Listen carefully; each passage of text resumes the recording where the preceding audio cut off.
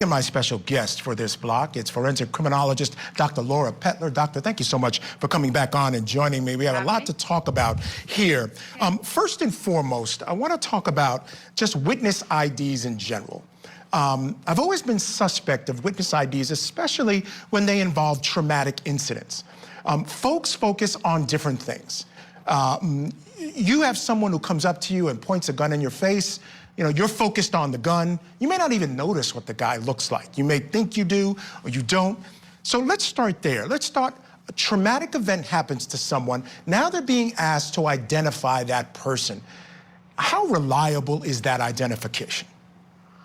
It's interesting, Michael. I actually did quite a bit of work on that during my master's degree study at Youngstown State. And it was true, and all the accounts of research, empirical peer-reviewed research show that eyewitness testimony is notoriously inaccurate in some ways. But there are also ways that the brain automatically protects you when you are dealing with a traumatic event.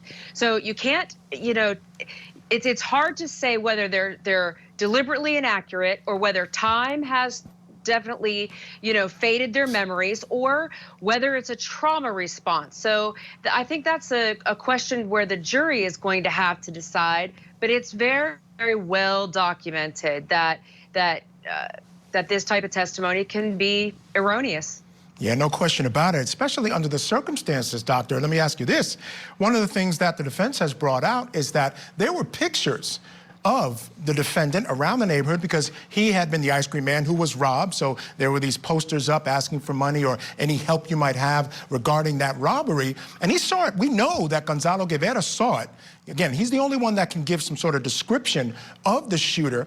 How suggestive are those photos? If you see them enough, how effective can that be in terms of changing or at least affecting how you may view someone or identify someone?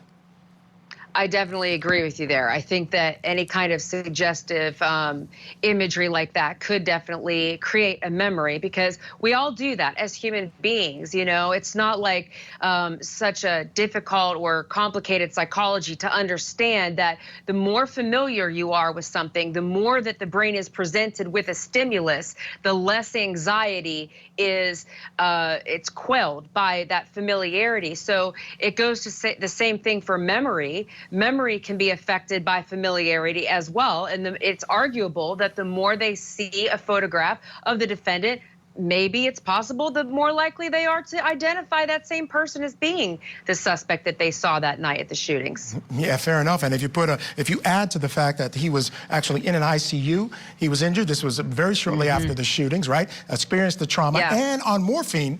You know, seeing that familiar face could actually lead him to point to that regardless. So again, those are problems. All right. He's not the only one, Gonzalo Guevara, who experienced trauma.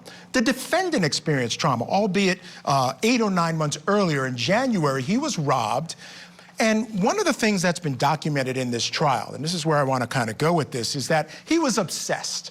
I mean, obsessed to the point where, you know, his response to the trauma was, I'm going to go out and get these guys. He was telling everybody he could talk to, I'm going to get them and I'm going to make them disappear, and all those types of things. First and foremost, let me ask you, how common is that type of response for a victim to, you know, some people will say, okay, I'm going to stay in my house, I'm not going out anymore. Some people are fearful. Other people, to control that fear or deal with that fear, they want to be more proactive.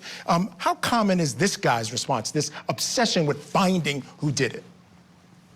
Oh, I think it's extremely common. Throughout my 22 years doing this, I can think of countless people who have been victimized by violent crime personally or are survivors of a homicide victim, and they definitely are obsessed with it. Their entire lives revolve around the case, and they are oftentimes extremely angry, somewhat at the system, somewhat at the offender, somewhat at who they might think is the offender. And this person, this defendant, Mr. Keatley, he clearly was obsessed. He was clearly very angry. Very, very different from what we're seeing here in the courtroom. He's he's indifferent in general. He's unsympathetic toward the victims, in my opinion. And I think that it's a bad look for him. The color yellow was also interesting to me, Michael, from that standpoint of his presentation. It can mean happiness or optimism. It can also mean cowardice or duplicity. So he's a very interesting person, and I don't know that he cares now the same way he did then. And he doesn't seem obsessed now as he might have in 2010. Yeah, as a matter of fact, he seems totally disinterested throughout the trial. Yes. He's sitting there even with his eyes closed at times. So, I don't know how the jury is looking at that. And I think all of his clothing very well calculated to make him look like, your friendly neighbor, Mr. Rogers, as it were. I mean, that's what they're pulling off. Let's quickly, I want to go through He doesn't look like that to me. No, well, right. I think if you're looking beyond that, you see a little bit more. Right. But let's go through quickly the circumstantial evidence that goes to this obsession, which is where the strength of the case of the prosecution is. One, they found a notebook with the name and address of Omar Creeper Bailon, and the address was 2 houses down from where the shooting took place. He was obsessed with finding the robbers, asking everyone all around the neighborhood for help and asking if they knew Creeper, etc.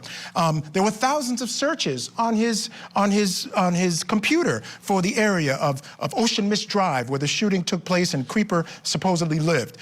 He was obsessed with finding the robbers, shells at the scene, matched shells found on his property. He had his van painted the day after the shooting. He told others that he was going to dress up like a cop and make the robbers disappear. And there was testimony. The guy who showed up there and did the shooting was dressed and acted like a cop. And he was seen shooting with that disabled hand. Their claim by the defense is that he could not have shot, but we've heard testimony that he did shoot. So here's my question for you. With all that circumstantial evidence, I think it makes a relatively strong case if you're building sort of this case. But the problem, I think, is getting from the circumstantial obsession to the violence.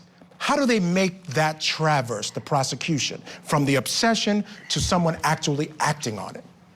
So one of the things I think is interesting about the bulleted list that you just read, Michael, is that it's literally a chain of events, and it's in a sequence over time, the chronology of the event. It goes from obsession to anger to behavior. And we know that the standard behavioral sequence is trigger, emotion, thought, behavior. And for this defendant, what the state is arguing is that he absolutely was triggered by his victimhood and the fact that he became a victim of violent crime. And I totally sympathize with him on that.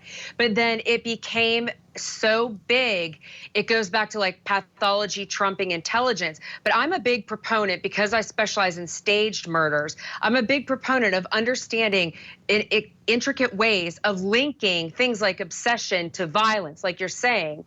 And I think we do that with creating a train, so to speak, of the circumstantial evidence, show the evolution over time, and then show the conflict and the resolution and the benefit. Who benefits from the deaths of the victims who he thinks are responsible for hurting him? He benefits because it helps sate his anger. So if it is him and he is guilty of these crimes, then I think that the prosecution has to draw those together and connect the obsession with the anger and the violence through the behavioral chain of trigger, thought, emotion, thought, behavior, and then link together that chronology. Who paints their van after the day of the shooting? Someone who wants to look different. I mean, there's a lot of visual elements there he's trying to change. Behavior is purposeful, and where there's smoke, there's fire. Yeah, I agree. And you know what? I mean, you stated it so clearly. If I was the prosecutor, I would have that on a billboard next to the desk, trigger, emotion, obsession, and then action. Because that's really what seems to have happened here. Let me talk about the crime scene. I'll let you go after this, Doctor. You got folks who were actually shot. Apparently, according to the coroner, they were on their knees facing away from him. He comes up on all these guys. First thing he does, he wants to take control of the situation. It says, get on your knees, show me your IDs, acting like a police officer. Eventually starts shooting, and folks are actually getting down on their knees, turning away from him, handing over their IDs when he starts shooting. What do you think about that crime scene and what it might say about this guy's guilt or innocence? I definitely think that when a person of this kind goes into a scene, he's immediately going to use very specific and direct language to take control of the victims, to overpower them, so to speak, not necessarily incapacitate them, but to take control. And then if they start to threaten and push back against that power assertive offender, that is where you see the increased aggression. For him, we know that this is more of a power of an anger interest kind of based murder. So it's like the power piece of it was just to get control, and then the real reason he was there was because he wanted revenge, which is of course anger, retaliatory, very different. But the locations of the shots are purposeful. The time and location meet his needs. It goes back to all the normal things, quote unquote, that we know about murder.